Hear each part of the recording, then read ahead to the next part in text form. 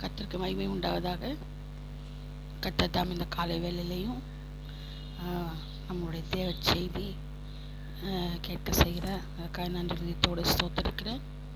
கர்த்தர் நல்லவர், அவருடைய கிருபை என்றும் உள்ளது. நம்ம இப்போ பார்க்க போகிறது தேவனுடைய ஆச்சரியமான அன்பு, சிலுவையின் மேல் நம்ப வைக்கிற அன்பு.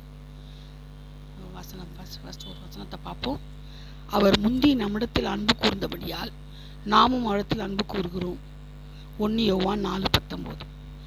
அவர் யார்? ஃபஸ்ட்டு அவர் தான் நம்ம மேலே அன்பு கூறுறாராம். நான் அழைக்கப்பட்டவர்கள் அநேகர், தெரிந்து கொள்ளப்பட்டவர்கள் ஒரு சிலர் தான். அப்போ நம்மளை ஆண்டவர் என்ன செய்கிறாராம்?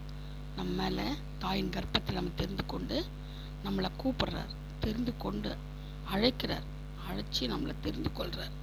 அப்போது அவர் முந்தி நம்மிடத்தில் அன்பு கூர்ந்தபடியால் நாமும் இடத்துல அன்பு கூறுகிறோம்.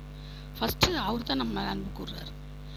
ஏன்னா நம்ம ஆண்டவரை நாம் நேசிக்கலை. ஃபஸ்ட்டு அவர் தான் அன்பு அவரிலிருந்து ஊறி பாய்ந்து நம் பின்னாலேயே வருகிறது.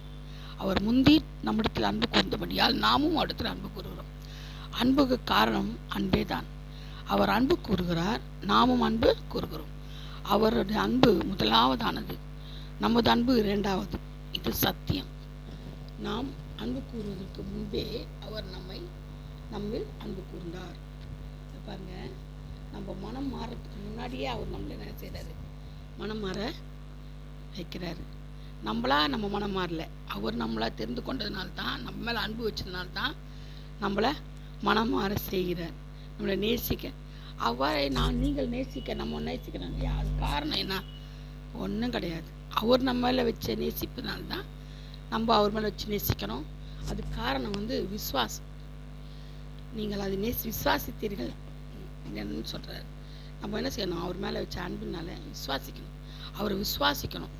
அவர் தான் நமக்காக ரத்தம் சிந்தி பாவ மன்னிப்பு பெற்று கொடுத்தாருன்னு நம்ம என்ன செய்யணும்? அவரை விசுவாசிக்கணும். அது மாதிரி தான் சிலுவையின் மேலே நம்ம உறுதியாக பற்றி கொண்டுக்கணும். ஒரு நம்பிக்கையும் உறுதியும் நம்மளுக்கு இருக்கணும் சிலுவையின் மேலே. சிலுவைக்கு முன்னதாகவே அவர் நம்மை நேசித்தார் இல்லைங்களா? நமக்கே தெரியும்.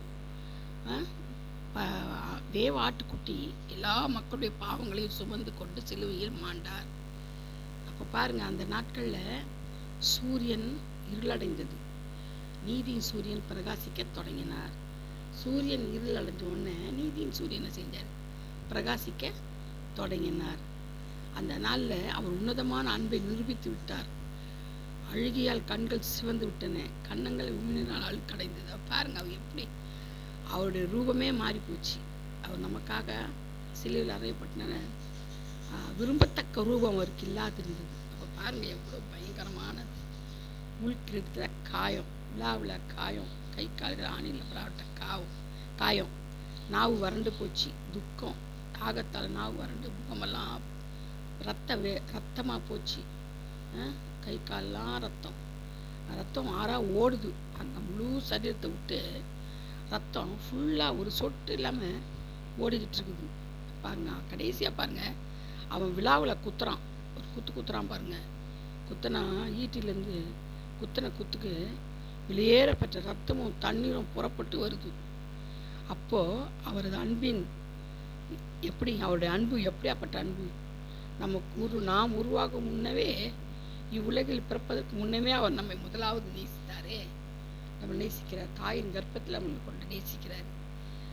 அது மட்டும் இல்லாமல் வார்த்தைகளால் தேவனுடைய அன்பை நாம் விவரிக்கவே முடியாது. அளவற்ற அன்பு.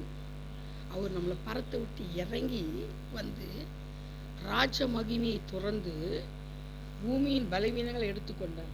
பாருங்க எப்படி இருக்கும், பூமியின் பலவீனங்களை அவர் எடுத்துக்கொண்டார்னு சொல்லப்பட்டிருக்குது. எவ்வளோ ஆச்சரியமான ஒரு இது பாருங்களேன்.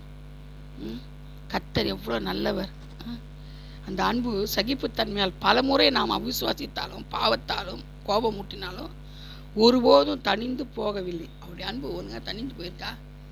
அதிகமாக தான் நம்மளை நேசிக்கிறார். பாவத்தை நம்ம அதிகாரி செய்ய நம்மளை நேசிக்கிறார். ஏன்னா அவர் நம்மளை குறித்திருக்கிறார், முன் குறித்திருக்கிறார். நம்மளை முன்னாடியே நம்ம மேலே அன்பு செலுத்தியிருக்கிறார். அவருடைய அன்பு மகா பெரியது. அதனால தான் என்ன செய்தார்? அவர் நம்மளை பாவத்தை மூடி மறைச்சி நம்மளை என்ன செய்கிறாரு, அதை தணிக்கிறாரு. நம்ம அன்பு அந்த அப்படியாப்பட்ட ஆச்சரியமான அன்பு. அந்த அன்பு ஒரு அணு கூட மங்கவோ குறையவோ இல்லை, எப்பவும் குறையாது. அந்த அன்பு சகிப்புத்தன்மை, பயங்கர சகிப்புத்தன்மையால் நிறைந்தவர் அவர். பாருங்கள் எப்படி ஒரு சொல்லப்பட்டிருக்குதுன்னு. ஒரு யாராவது சொல்ல முடியுமா?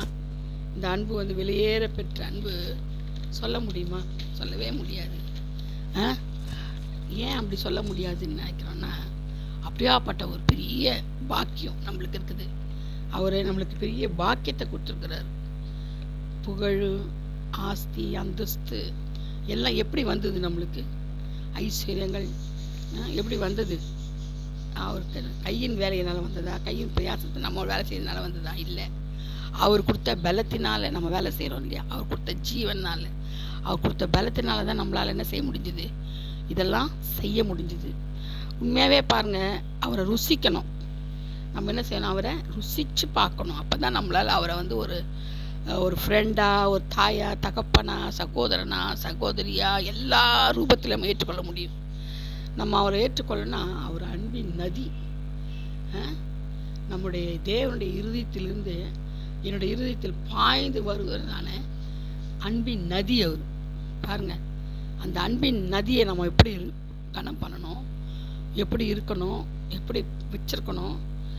அன்பு கரம், அவருடைய கரம் எப்படியாப்பட்ட கரம்! தேவனுடைய கரம் பயங்கரமானது.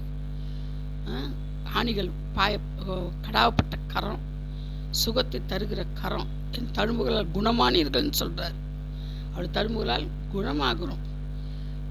பாருங்க எப்படின்னு. அதனால் ஏசாயால 6:5 கூட சொல்கிறாரு. ஏசாயா என்ன சொல்கிறாரு? ஐயோ நான் அதமானேன் அப்படின்னு சொல்லி கீழே விழுறாரு. அசுத்த உதடுள்ள மனுஷன்றாரு. அப்போ பாருங்க, ஒரு மனுஷனுக்கு நல்ல உதடுகளை, நவமான பாஷைகளை, நவமான உதடுகளை, நாவை கொடுக்கறது யார்? இயேசு. இதை மட்டும்தான் தேவன் மட்டும்தான் கொடுக்குறாரு. அதனால தான் அவர் சொல்கிறார் ஏசாயால 6:5 நான் அசுத்த உதடுல சொல்கிறார், கதறார், நான் பாவத்தை மறைக்கலை அப்படின்னு சொல்கிறாரு. எப்படி பாருங்க. அந்த மாதிரி நம்ம என்ன செய்யணுமா? கண்ணீர் விடணும். கண்ணீர் விட்டு தேவனுடைய அன்பின் கனியை நம்ம வாழ்வில் வெளிப்படுத்தணும். தேவ அன்பை வெளிப்படுத்தணும். எப்படிங்க வெளிப்படுத்துறதுன்னா மற்றவர்களை நேசிக்கணும். தன்னை போல பிறரை நேசிந்தார் இல்லையா? நம்மளை போலவே நமக்கு எப்படி அடிபட்டா வலிக்குது, அது மாதிரி ஐயோ அவங்களுக்கும் வலிக்குமே. நமக்கு எப்படி பசி இருக்குது, ஐயோ அவங்களுக்கும் பசி இருக்குமே. நம்ம ஏதாவது கொடுப்போம், உடை, உணவு, அது ஏதாவது செய்வோம். அப்படியெல்லாம் நம்ம யோசிக்கணும். மற்றவர்களுக்கு நம்மளை போலவே மற்றவர்களை நேசிக்கணும். அதுதான் அவருடைய ஆச்சரியமான அன்பு. அவருடைய அன்பு வந்து அவர் அன்பின் நதி. அவர் அப்படியே பாயுது, நம்ம இருதயத்தில் பாயணும். நம்ம இருதயத்தில் பாயிற நதி மற்றொரு இடத்துல பாயணும், மற்றவருடைய இருதயங்களை போய் பாயணும். ஏன்னா நம்ம அவங்கக்கிட்ட பேசும்போது, கிரியை செய்யும் போது, ஆண்டுடைய வசனத்தை சொல்லும் போதே அவங்க இருதயம் கொழுந்து விட்டு எரியணும். அன்பின் நதி பாயணும் பாருங்க. அப்படியே பாஞ்சு பாஞ்சு பாஞ்சு அவங்க மற்றவர்களுக்கு சொல்லணும். அவங்க மற்றவர்களுக்கு அப்படியே தேவனுடைய ராஜ்யம் கட்டப்படணும்.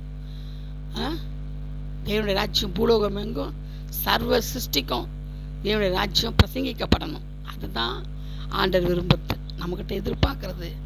தேவ அன்பு எதுக்கு எதிர்பார்க்குறாரு? நம்மளை எதுக்காக நம்மளை முன்கூட்டியே நம்மளை அழைச்சி அன்பு செலுத்துறாரு? அவருடைய அன்பு தானே பெருசு. ஏன் செலுத்துறாரு? அவருடைய காரியங்களை நம்ம செய்யணும். நம்ம காரியங்களை அவர் செய்வார். நம்ம காரியங்களை அவர் பார்த்துக்குவார். என்ன பெரிய காரியமாக இருந்தாலும் அவர் நமக்காக யுத்தம் பண்ணுவார். ஜெய கிறிஸ்து, ஜெய வேந்தர் நமக்காக எல்லா காரியங்களையும் ஜெயமாய் முடித்து தருவார். இதுலேருந்து நமக்கு என்ன தெரியுது? அன்பின் நதி. கர்த்தராகிய இயேசு கிறிஸ்து யாரு? அன்பின் நதின்னு நம்ம தெரிஞ்சுக்கணும். அவர் பெரியவர், பெரியவர், உன்னதமானவர், ஆச்சரியமான ஒளி, ராஜாதி ராஜா, தேவாதி தேவன், ஒருவராய் பெரிய அதிசயம் செய்கிறவர். நம்ம முன்கூட்டியே நம்மளை என்ன செய்வார்? நேசிச்சார். அதை நம்ம வந்து பார்த்தபடி அவர் முந்தி நம்மிடத்தில் அன்பு கூர்ந்தபடியால் நாமும் இடத்தில் அன்பு கூறுகிறோம். அவர் நம்மளை ஃபஸ்ட்டு அன்பு கூர்ந்ததுனால தான் நம்ம ரெண்டாவது அவர்கிட்ட அன்பு கூறணும். நம்மளே போய் அன்பு கூறது தெரியாது நம்மளுக்கு. ஏன்னா ஒருவர் அழைத்தார்னா அவனை தெரிந்து கொள்வார். அவர் தெரிந்து கொண்டார்னா அவனுக்காக சகலத்தையும் செய்வார். அதுதான் நம்முடைய தேவனுடைய அழைப்பு அன்பு. 1 யோவான் 4:19 படி நாம் என்ன செய்வோம், அவரிடத்துல அன்பு கூறுவோம். நம்ம இந்த அன்பினால் ஒருவர் தாங்குவோம், சுமப்போம், ஏந்துவோம், சகிப்போம். சரியா? தேவனுடைய அன்பா நம்ம இருப்போம். கர்த்தர் தாமே இந்த வசனங்களை ஆசீர்வதிப்பாராக, பாதுகாப்பாராக. தேவநாமம் மகிமைப்படுவதாக. ஆமென். அல்லேலூயா. Praise the Lord.